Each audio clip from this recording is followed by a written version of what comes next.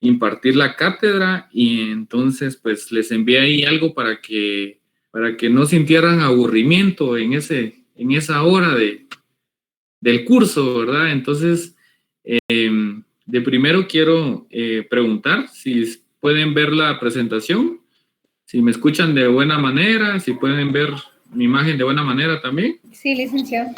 Sí, licenciado. Sí, licenciado, se oye claro y la pantalla bien clara. En 4K. Perfecto. Entonces, vamos a preguntarles entonces antes de iniciar la cátedra, mientras los demás compañeros se van agregando, porque hoy me terminaron de enviar la lista de los compañeros que sí tienen correo de Gmail y que aún no me lo habían trasladado para que puedan ingresar sin permitirles el acceso, ¿verdad? Sino que entraran directamente. Bueno, les pregunto, ¿cómo les fue con el material del día de ayer? ¿Le encontraron sentido? ¿Analizaron el artículo que les envié? ¿Cuál puede ser la idea? ¿O cuáles pueden ser esos extractos de ese material que les envié? ¿Les quedó más claro de lo que habíamos platicado? Porque una cosa es la teoría, una cosa es la doctrina, y ya por otra parte ya vienen los aspectos que son puramente prácticos. Entonces, les pregunto, ¿cuál fue su experiencia al, digamos, analizar o estudiar un amicus curiae?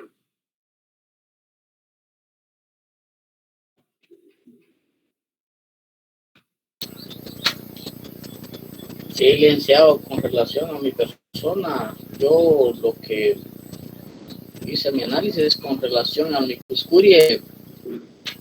Esto es cuando es un caso que ya se llega a sentencia, ¿no?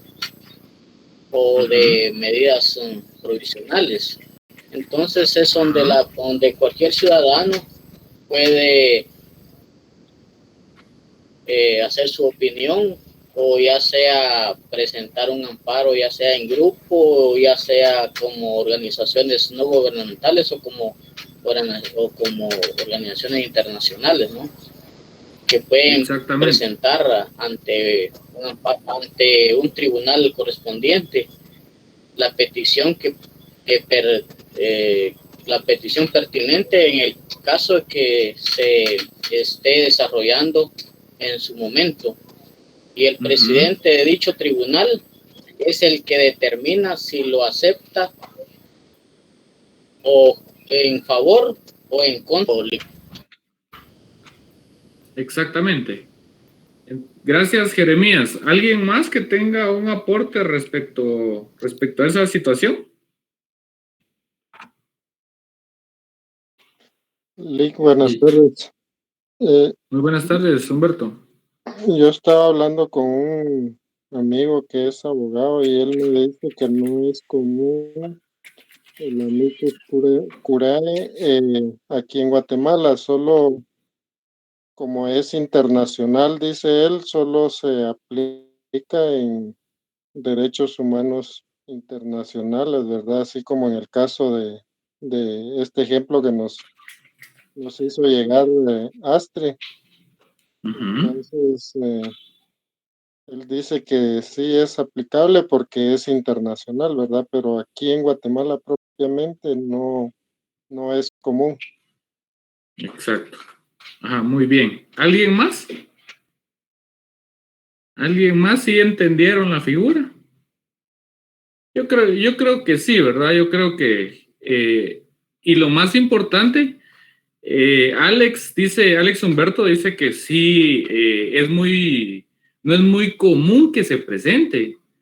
No obstante de ello, no implica que la ley lo prohíba. Entonces, en el momento que ustedes sean abogados y seguramente les toque que darle asesoría a alguna organización o a alguna persona en particular, imagínense que exista la necesidad de presentar un amicus curiae. Les comento que esto no es un documento o no es un producto profesional que vaya a costar unos 500 quetzales. O sea, eso es algo que sí genera honorarios. Entonces, es importante que ustedes lo manejen porque realmente ustedes no conocen o no saben a dónde lo lleva su destino profesional. Entonces, imagínense que de repente ustedes trabajan para una fundación, una asociación o para alguna entidad que vele por derechos humanos y los contratan y resulta que hay necesidad de aclararle algo a la Corte de Constitucionalidad. Entonces ustedes presentan su amicus curiae. Es más, ahorita ya tienen ustedes un modelo de cómo presentarlo. Ya se dieron cuenta cuál es la estructura, es más o menos como cualquier escrito de procesal, solo que va atendiendo a la naturaleza propia del amicus curiae, pero es importante que ustedes lo conozcan.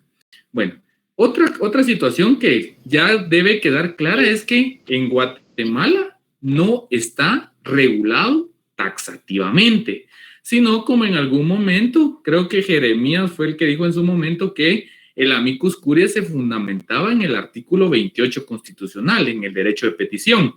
Y eso, pues, digamos, tenía la razón correspondiente. Pero, por otra parte, nosotros como Estado de Guatemala tenemos o hemos ratificado varios convenios y tratados de carácter internacional. De carácter internacional, pero en materia de derechos humanos. Entonces, les voy a preguntar algo ahorita. ¿Alguno de ustedes tiene su constitución política de la República a la mano? Sí, licenciado. Okay. Sí, licenciado. Buenas tardes. Ok, perfecto. Clic una previa. ¿Me escucha? Sí, lo escucho, dígame. Con relación acá sí se da eso, lo único que no es común, pero sí se da, porque recuerde aquí, en lo que se relaciona al medio ambiente, sí se da. Lo que pasa es que habemos muchos que estamos descentrados o no estamos al día con eso, pero póngale, cuando hay contaminación, cuando hay derramamiento de petróleo, ahí es, por ejemplo, cuando se dio el caso en la Laguna del Tigre, ahí hubieron casos de que tuvieron que intervenir no solo una ONG, sino que también parte internacional, donde hace presión a las empresas que hacen ese daño, ¿no? Exactamente. E intervienen porque el derecho a un ambiente saludable, el derecho a un medio ambiente sostenible, es un derecho humano, es un derecho inherente al ser humano. Entonces, por eso les pregunto, de primero les comentaba, si bien es cierto, no es que sea una figura que sea tradicional como una demanda o como una denuncia o como una acción constitucional de amparo, pues el amicus curiae sí está permitido. Y entonces ahorita les voy a decir por qué y bajo qué fundamento. El artículo 28, que es el derecho de petición, definitivamente lo aplicamos. Bueno, pero ahora nosotros sabemos también que Guatemala ha ratificado convenios y tratados en materia de derechos humanos a nivel internacional, ante la comunidad internacional. Entonces, quiero que alguien me haga el favor de dar lectura al artículo 46 de la Constitución Política de la República, por favor.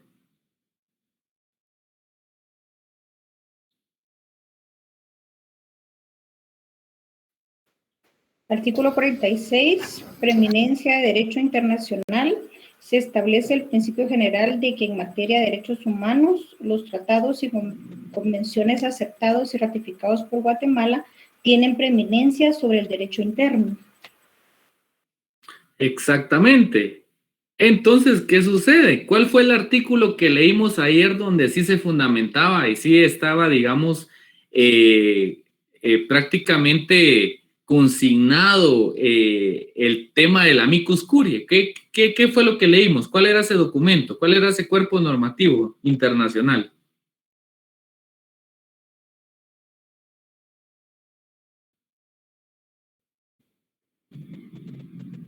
Es el artículo 44, si estoy mal. Ajá.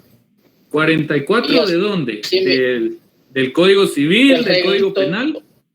Penal? Del reglamento de la Corte Interamericana de Derechos Humanos. Ajá. ¿Corte Interamericana de qué?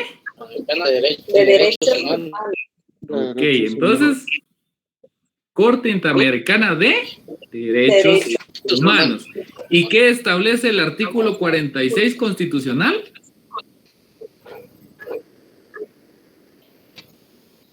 ¿Qué establece? El derecho nacional. Los Ajá. tratados, convenciones. Entonces, ¿será que nos podemos apegar a ese artículo para plantear un amicus curiae? Sí. Claro que sí. Claro que sí. Y si se dan cuenta, en el que yo les envié, creo que no lo utilizan como fundamento legal, sino que solo utilizan el artículo 28 constitucional. Pero como existe ese 46 que habilita, digamos, el reconocimiento de esos convenios o tratados, que es conocido como la convencionalidad, entonces ahí entonces nosotros entendemos que sí podemos hacer uso o podemos, digamos, arroparnos de esas normas de carácter internacional, siempre y cuando que sea en materia de derechos humanos. Entonces, ahí Derechos tienen humanos. ustedes, exacto. Todo lo que sea derechos humanos, entonces aplica. Y como les digo, por lo regular, estas instancias donde se ventilan derechos humanos, por lo regular siempre llegan a la, digamos, a la materia constitucional, al ámbito constitucional. Entonces, cuando la Corte de Constitucionalidad, como la autoridad máxima constitucional en Guatemala, conoce esos asuntos, entonces, pues se puede presentar el amicus curiae, o sea, está habilitado para presentarlo.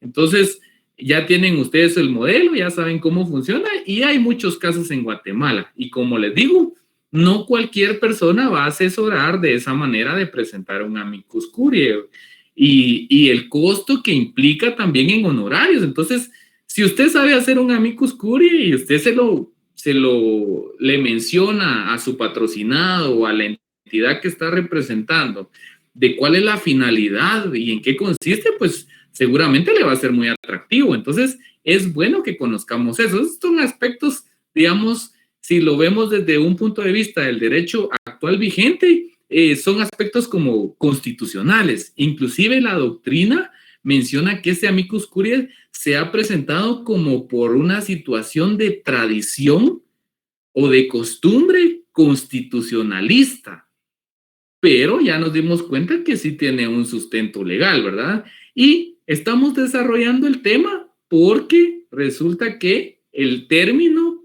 corresponde a un latinismo. ¿Y el latinismo qué significa? El amicus curiae, ¿cómo lo traducimos al español?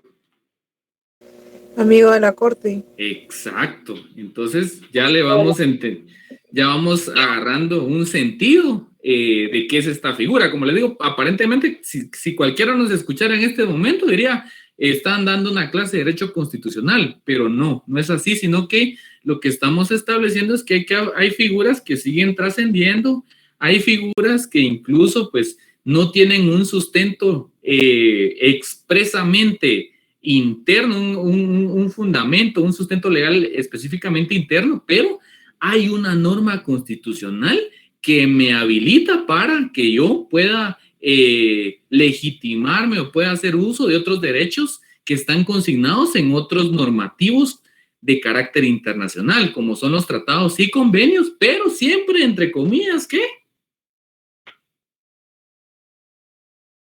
Que sean de derechos humanos. ¿Estamos? Humanos. Así es. Perfecto. Entonces, espero que eso les haya servido. Espero que hayan hecho el ejercicio. Como les digo, cosas que bien se aprenden, jamás se olvidan. Y ustedes tienen que ser buenos abogados, no tienen que ser cualquier abogado.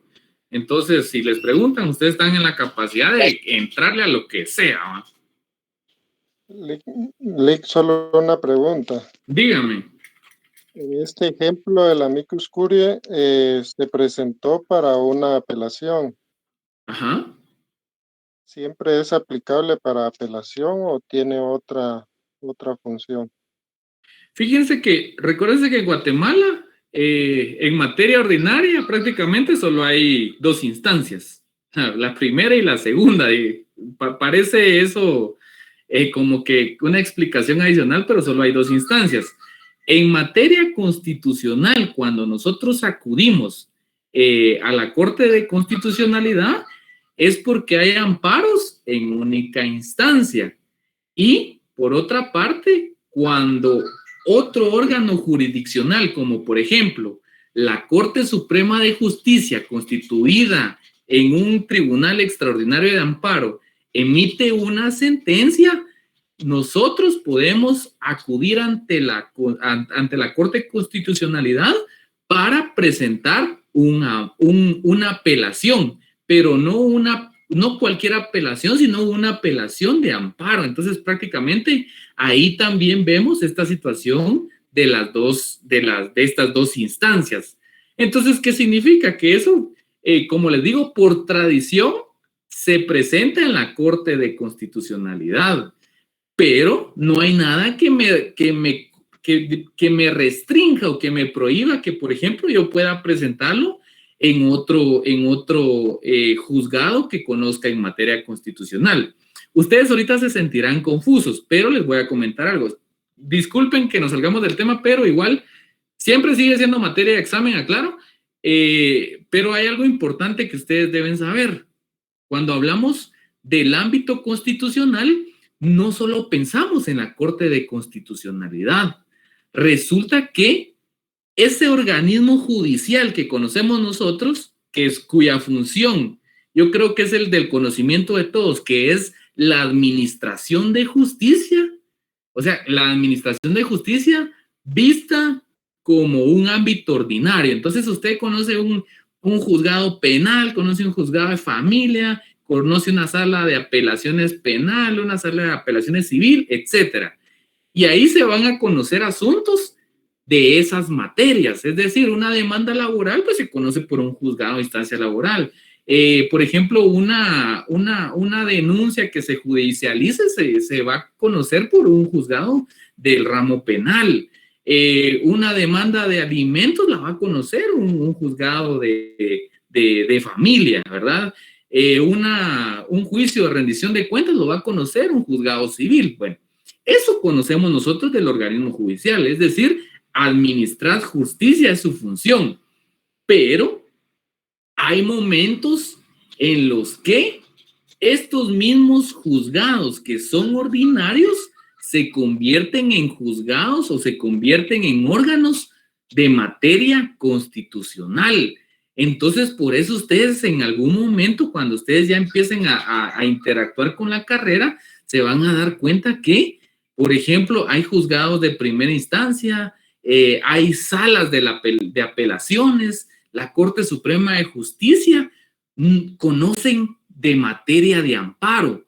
Entonces, prácticamente los órganos jurisdiccionales en Guatemala, hablando en términos generales, ejercen esa doble función, ¿verdad? Por una parte, la jurisdiccional, que es la aplicación de justicia ordinaria, y por otra parte, hay algunos de ellos que la ley les ha establecido de competencia que conozcan materia de amparo.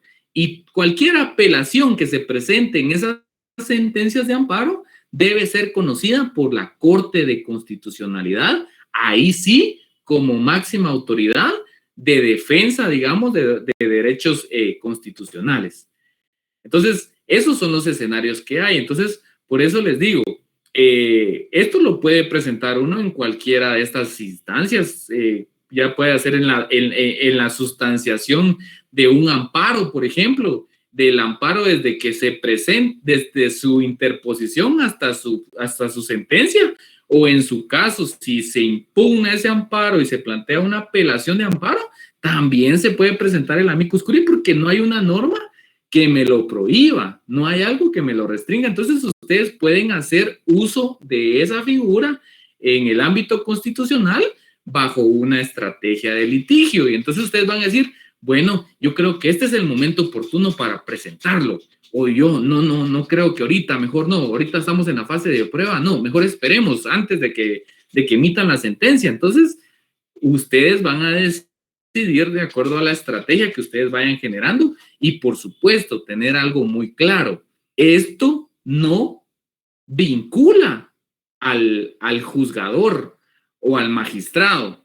Es decir, que yo puedo decir, fíjese que sí, dentro de este asunto yo le doy la razón al equipo A y el equipo B está equivocado. Entonces, por lo tanto, señor juez, usted debe tomar en cuenta únicamente que la razón corresponde al equipo A. No, no es de esa manera. O sea, yo puedo hacer mi amicus curiae y poner ahí cualquier cosa que tenga que ver con coadyuvar para sostener una postura o una tesis, pero eso no es vinculante. Eso, por eso se llama el amigo de la corte. Entonces es como les decía yo, hay que poner ejemplos cotidianos. Usted le dice a su mejor amigo, mira, fíjate que yo considero que no deberías hacer eso, o no deberías tomarte una Coca-Cola. ¿Alguno de ustedes le ha hecho eso a su amigo? O le ha dicho, mira, fíjate que yo creo que si te comes eso, le va a hacer daño, te va a crear un malestar estomacal. Sí. Claro Sí. que todos lo hemos hecho. Va. ¿Y qué sucede? ¿Qué pasa con el amigo? ¿Cuáles son las posturas que puede asumir el amigo? Negativas o acepta. Aceptarla o rechazarla. Exacto. Pero no es vinculante porque ustedes no los pueden coaccionar a que hagan lo que ustedes digan. Ustedes solo lo están haciendo reflexionar, ¿verdad? Le están diciendo, mira, si te seguís tomando una Coca-Cola diaria, definitivamente vas a crear un deterioro irreparable en tus riñones. Entonces no lo hagas, por favor, ¿va? Entonces ahí estamos aplicando un amicus curiae cotidiano, ¿va? Entre un cuate, podríamos decir, de un término popular. Entonces, al final, eso no es vinculante. Y si él quiere y se la va a tomar y tiene el dinero, ¿qué va a hacer? La va a comprar, ¿va? Entonces, así funciona el amicus curiae. Entonces, ya vieron, es una figura bastante bonita. Cuando les toque abordar el tema constitucional y alguien toque cabalmente ese punto, ustedes ya son un máster en ese asunto, ¿verdad? ¿Estamos? Entonces, en conclusión, yo lo que entiendo del amicus curiae es que es un agregado a la demanda o a la denuncia o a la sentencia que ya se obtuvo de un juez, como para reforzar mis argumentos. Fíjense que no es tan, bueno, depende de la instancia en la que esté. Si, por ejemplo, yo voy a emitir una sentencia del recurso de apelación de amparo, entonces tiene que ser, yo lo tengo que plantear antes, ¿verdad? Porque la finalidad de ese amicus curiae es ampliar el escenario del juez, es decir, bueno, usted solo está viendo, aquí tiene el marco donde usted está viendo este asunto, pero ¿sabe qué? Yo planteo mi amicus curiae y entonces lo que le hago a él o lo que le genero es que se amplíe el panorama de cómo está viendo las cosas. Entonces, eso tiene que ser antes de que emita sentencia. Si yo lo voy a presentar en el primer grado constitucional, es decir, cuando se interpone una acción de amparo, tengo que presentarlo antes de que emita sentencia. Porque si ya emitió sentencia, ¿qué sentido tiene si él ya tomó una decisión? Tiene que ser previo para ampliar el escenario o la óptica del juzgador. Ahora bien, si yo no lo planteé en esa primera instancia o que lo haya planteado, pero igual yo considero que el juez no me está tutelando mis derechos como ciudadano, como guatemalteco, bueno, entonces planteo la apelación de amparo. Entonces, en la apelación de amparo es otro proceso, ¿verdad? Entonces, se interpone, se le da audiencia a los interesados, etcétera, y por último, se va a emitir otra sentencia, pero ya no la sentencia de primer grado, sino que una sentencia de la apelación de amparo. Entonces, antes de que se emita esa sentencia, otra vez, ¿qué voy a hacer? Voy a ampliarle al juzgador el panorama de cómo está, digamos, generándose la situación o cómo se está dando, en este caso, el agravio, ¿va? Que en estos temas de amparo lo que se pretende es establecer el agravio, ¿verdad? De restaurar o si algo, un derecho está amenazado en su ejercicio. ¿Estamos? Entonces tiene que ser antes de digamos, de esos momentos definitivos en los procesos constitucionales, ¿verdad? Antes de la sentencia. Después de la sentencia, no me serviría de nada tratar de influir en la sentencia, en la decisión del juez, porque ya emitió sentencia, ¿no? Sí, pues, sí, yo le decía, porque como el ejemplo fue apelación, entonces se supone que ya hubo una sentencia. Exacto, ya hubo una sentencia, pero de amparo, ahí se recuerdan. Y por eso fue que yo les platicaba ese asunto, que hay dos ámbitos importantes en la justicia en Guatemala. Por un lado, la justicia ordinaria, que es la jurisdiccional, y por otro lado, la justicia constitucional. Entonces, acá ya estamos hablando de otros órganos que tienen otras competencias, que se les aplica otra ley también, ¿verdad? Entonces, atendiendo a eso es que nosotros vamos viendo, ¿verdad? Incluso la apelación, un término tan sencillo, nosotros decimos apelación y rápido nos vamos a lo penal, ¿verdad? Así es que apelaron la sentencia o apelaron una actuación penal, pero la apelación es una impugnación muy amplia, se aplica a muchas ramas del derecho y en cada una de ellas tiene diferente tramitación, aunque la naturaleza siga siendo la misma, que va a ser que un juzgado o un órgano jurisdiccional superior o de segunda instancia revise o analice lo resuelto por un juez de primera instancia o por un órgano de primera instancia. Entonces, sí tenemos que tener claro esos dos escenarios. Tal vez ustedes ahorita, como no han visto nada de constitucional, se sienten un poco perdidos, pero yo espero que con esta explicación tengamos un poquito más claro el panorama de cómo funciona la justicia tanto ordinaria como la justicia constitucional.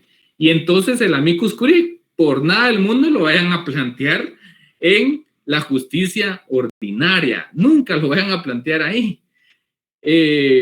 Porque no van a recibir una muy buena respuesta del órgano jurisdiccional. Entonces, es como lo dice la doctrina, es aplicable a la justicia constitucional. Entonces, ahí ustedes sí siéntanse en la libertad de plantear su amicus curiae, de fundamentarlo, de argumentar lo que ustedes consideren que sea necesario. ¿Estamos? Sí, gracias, Luis.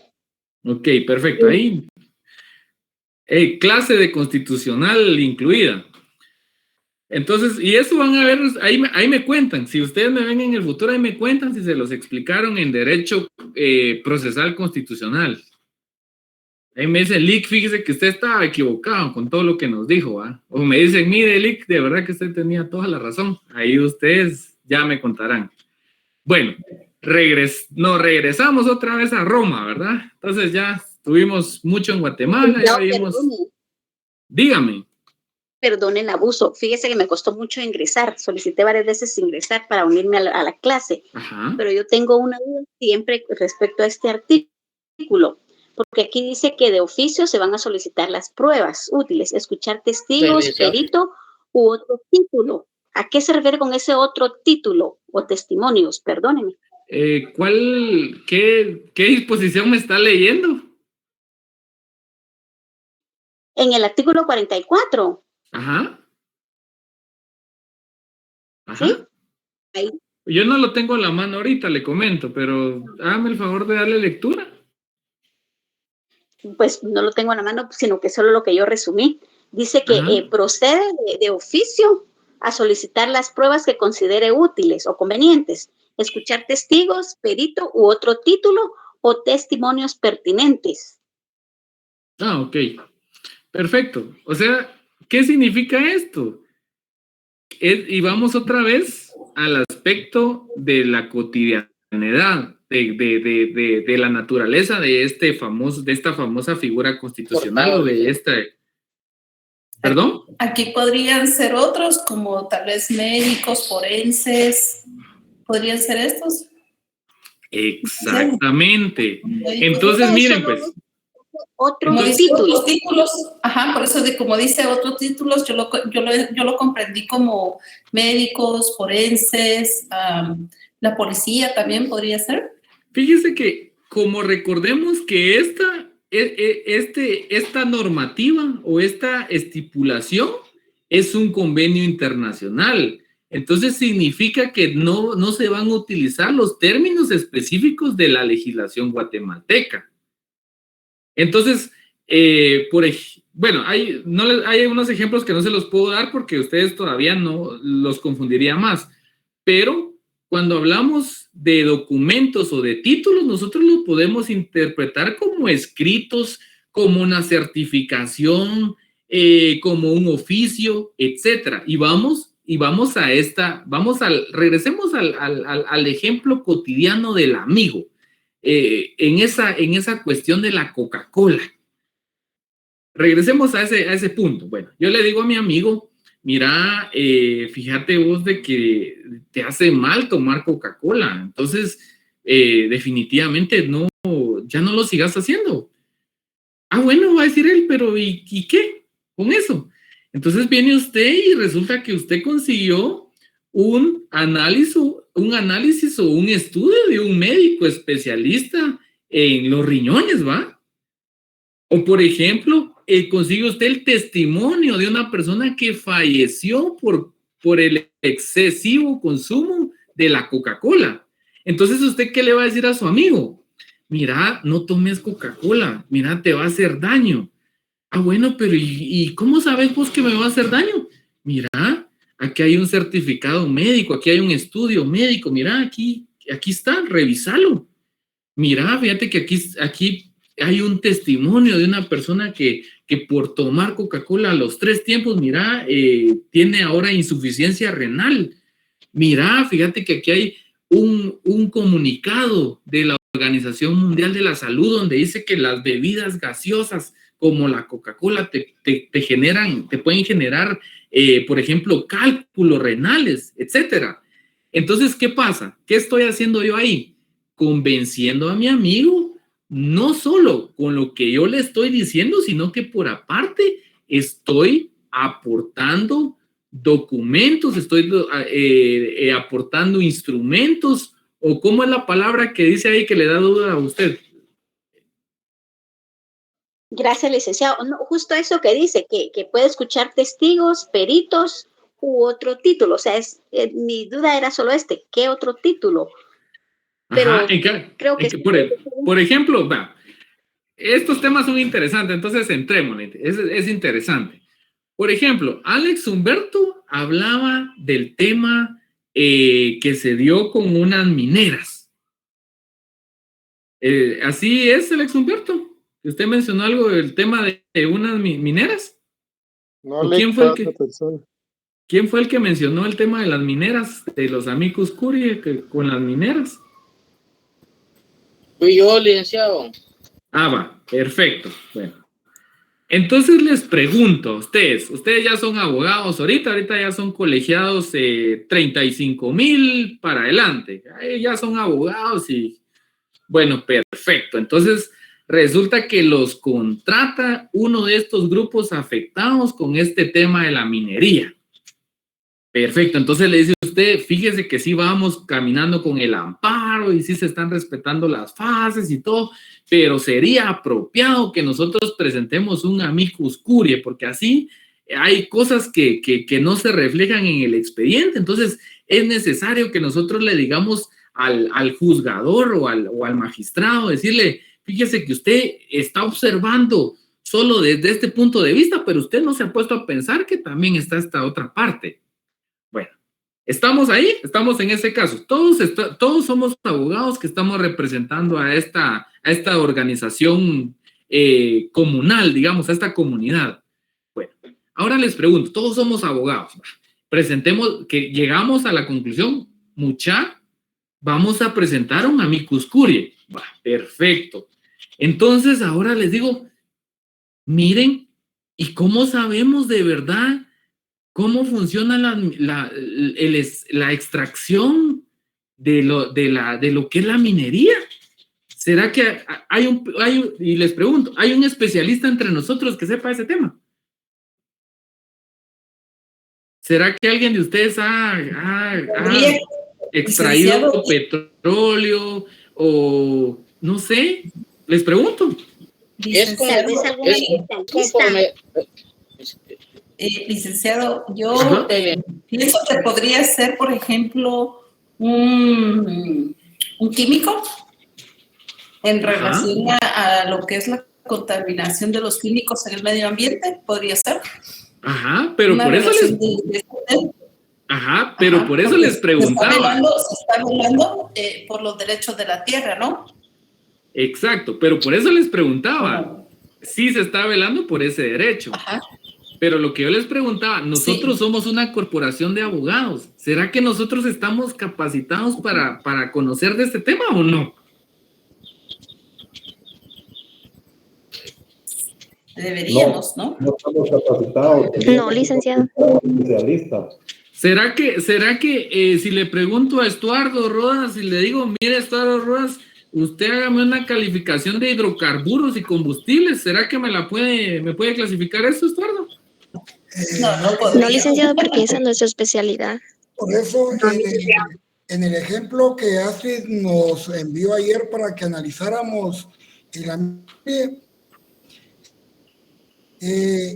habían varias instituciones que se unían al tema. Entonces, eso se fortaleció por medio de esas instituciones, que son especializadas en derechos humanos, en grupos étnicos,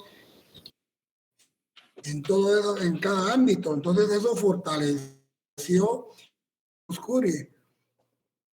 Exactamente. Entonces, como le digo, es ahí donde entra a figurar este artículo con estos otros apartados, porque nosotros podemos contribuir a fortalecer, como lo dice Estuardo, o ampliar el panorama que nosotros queremos que el juzgador conozca, que el juzgador tenga conocimiento. Entonces, yo, por ejemplo, en ese caso, ¿qué vamos a hacer nosotros? Nosotros somos la Corporación de Derecho Humano, de Derecho Romano, y nos llega un caso así.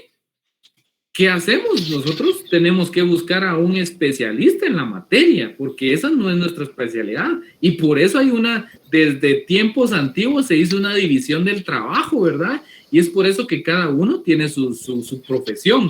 Entonces, en este caso, sí necesitaríamos de eso. Incluso, imagínense en ese caso de esta famosa minera, se podría tener el análisis de un médico para establecer qué tan tóxico es, digamos, la emisión de los gases o no sé cómo se denominan esos términos, porque no soy especialista en el tema, ¿va?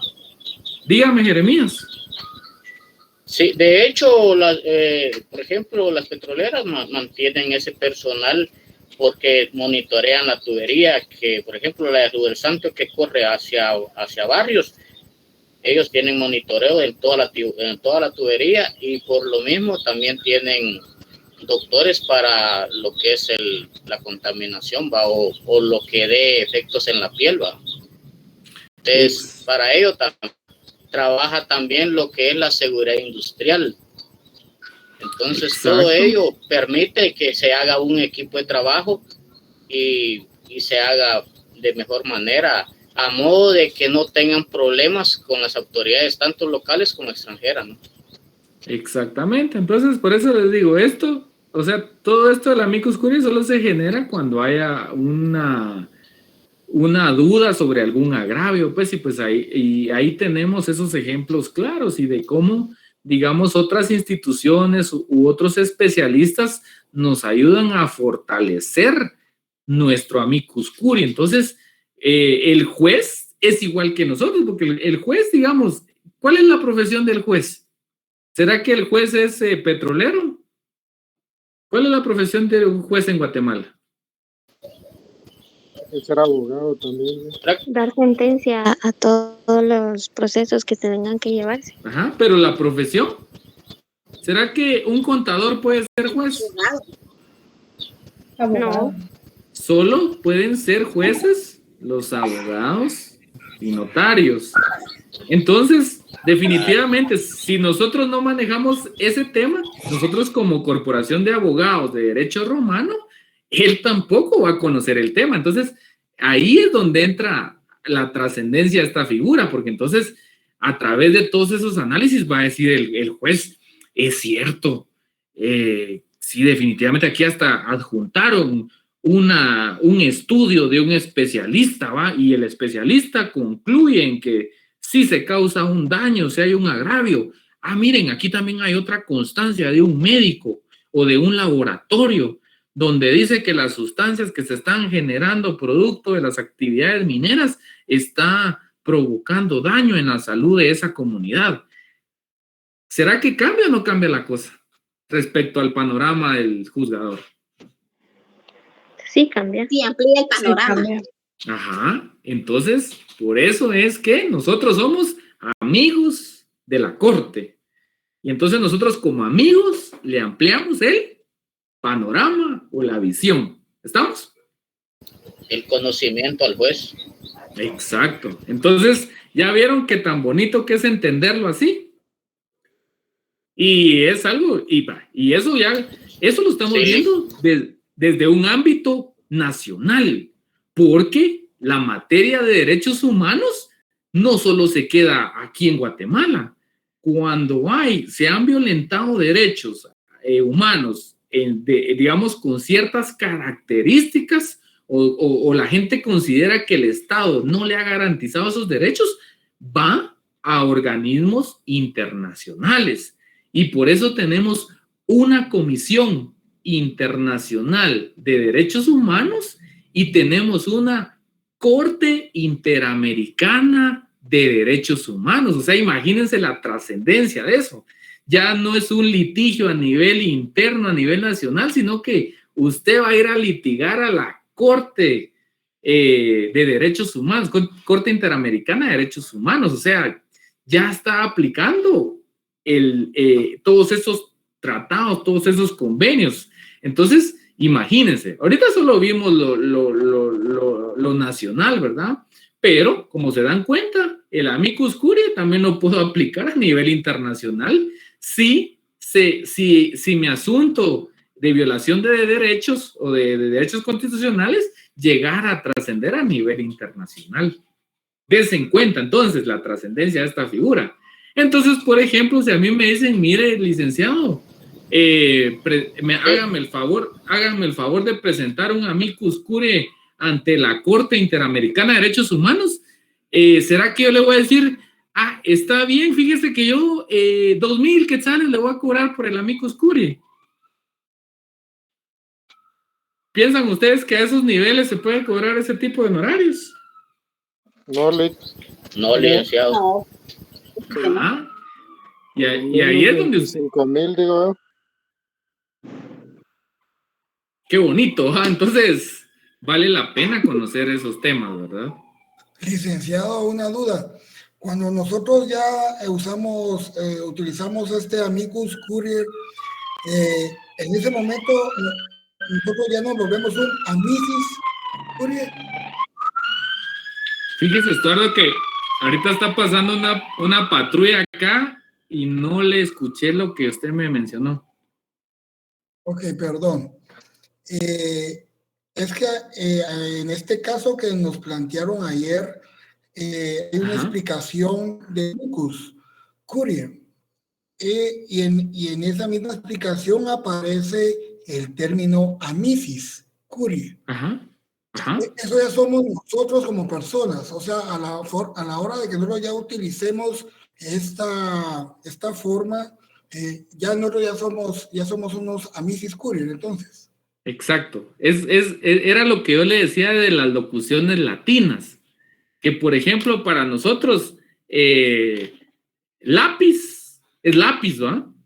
No, usted no puede variar en español la forma de escribir lápiz, pero en los términos latinos sí se dan ciertas variaciones de momento en esas locuciones o expresiones latinas, pero si usted se va a buscar la etimología o el origen de los términos, va a encontrar que tienen íntima relación. Entonces, en este caso, Lo único que se hace con este otro término, cabalmente, es como decir, bueno, ahora nosotros ya somos como en forma, ya no estamos hablando de una forma generalizada, sino que de una forma específica o de una forma particular.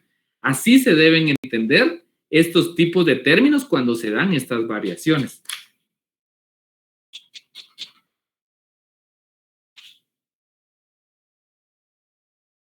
¿Estamos? Bueno. Sí, gracias. Perfecto. Bueno, entonces vamos a ver un poquito, por lo menos un pedazo de la diapositiva y creo que finalizamos la clase.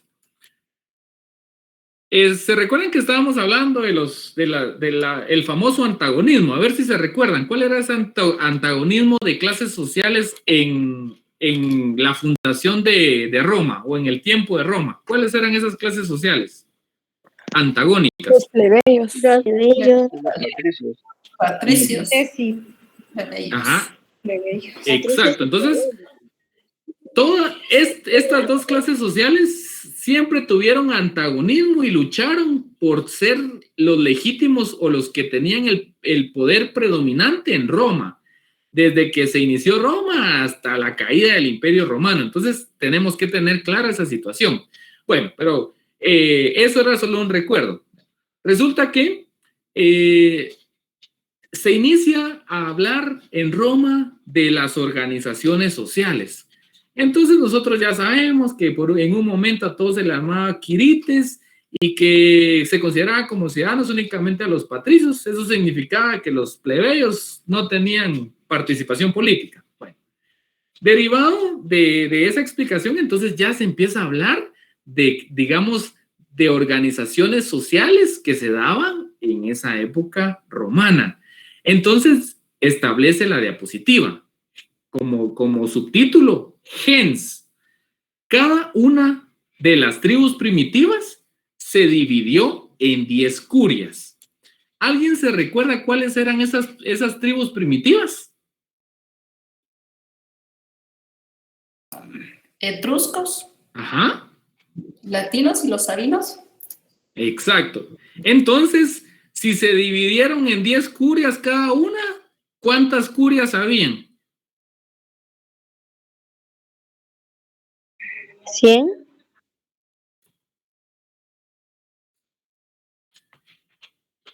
Hagamos bien las cuentas.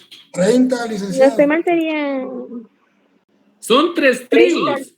Y de esas tribus, de cada una de esas tribus salieron 10 curias. 30. Perfecto. Entonces significa que en algún momento, exacto, en algún momento existieron 10 curias en ¿cómo se llama? Que eran derivadas de esas tribus primitivas. Bueno, entonces, ¿qué pasa? Esas curias posteriormente, esas 30 curias que estaban en ese momento, se empezaron a dividir en gens. Entonces, ¿qué es para nosotros la gens? O el gens, ¿qué es para nosotros? Entonces, se define como el conjunto de individuos que reconocen por vía paterna una ascendencia común y que marca su identificación e identidad bajo la autoridad del pater gentiles, entre paréntesis, constituidos como un cuerpo jurídico perfectamente organizado.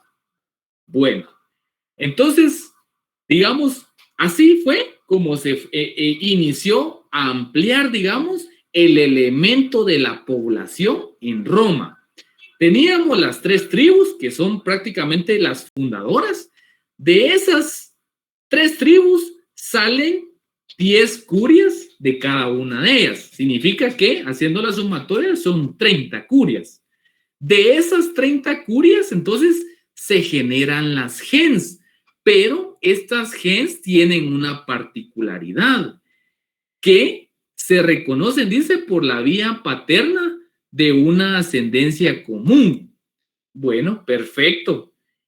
Entonces, ¿qué sucede? Ya nosotros ya tenemos conocimiento que existen dos teorías de cómo es que se van conformando estos grupos sociales.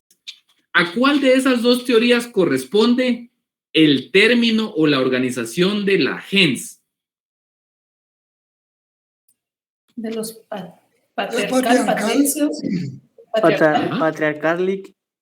Ajá, el patriarcal. Entonces, eso significa que esas gens, o sea, tenían ese lazo, digamos, ¿verdad? De consanguinidad, ¿verdad? Entonces, así lo vamos entendiendo. Y por otra parte, ¿quién es la autoridad máxima acá? Allá hablábamos de ¿qué? Del pater familia, pero cuando hablamos de las gens específicamente, estamos hablando del pater gentiles. ¿Estamos? Perfecto. Bueno, entonces, ¿qué sucede? Después, esas gens también se convirtieron en familias. Es decir, si nosotros lo estamos observando a través de un método deductivo, significa que vamos de lo general a lo particular. Entonces, desde las organizaciones sociales más amplias, nos estamos yendo hasta la más pequeña.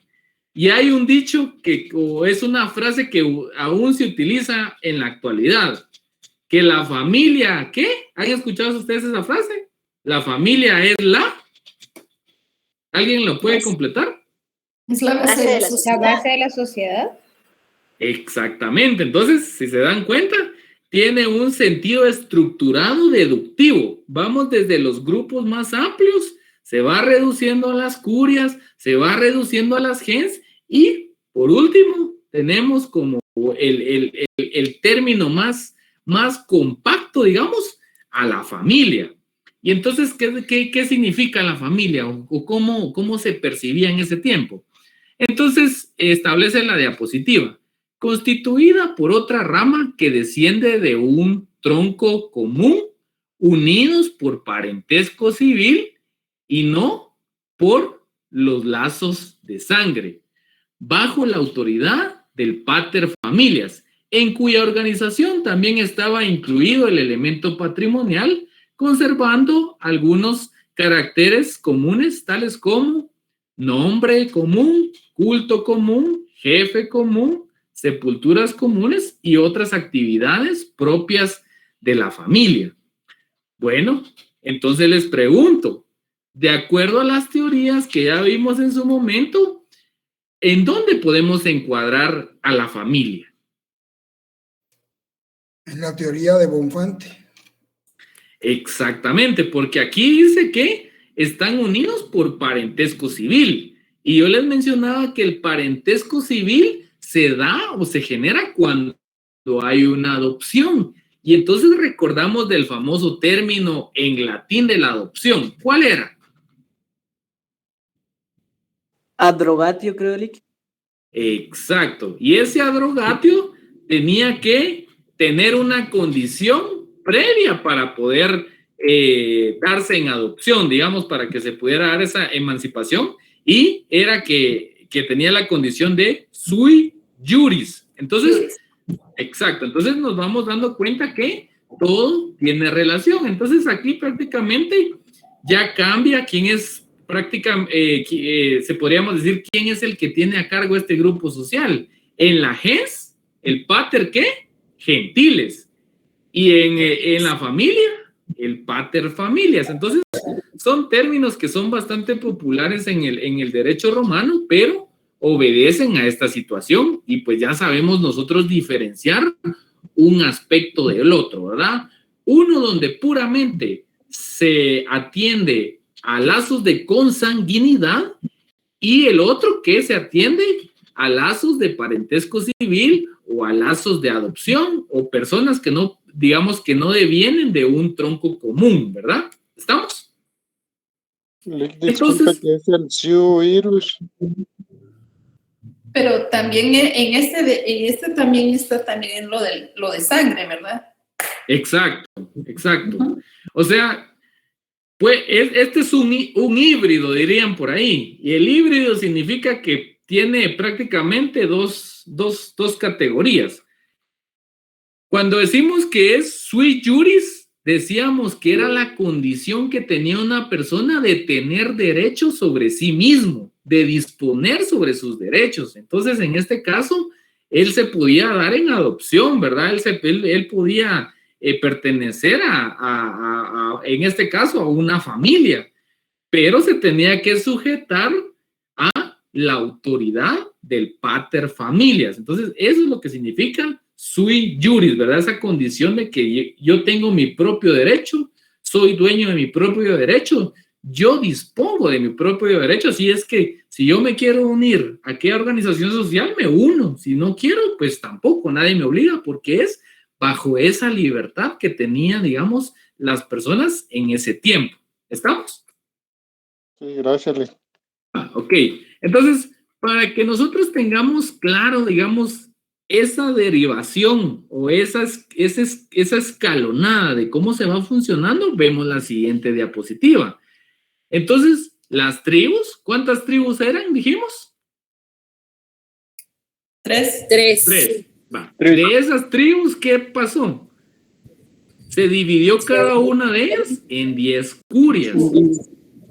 Esas 10 curias se dividieron en, esas 10 curias, digamos, esas 30 curias se dividieron en gens. En este caso, como ya eran demasiadas, por eso no se establece un número como que aproximado, pues solo se dice que se empezaron a generar las gens.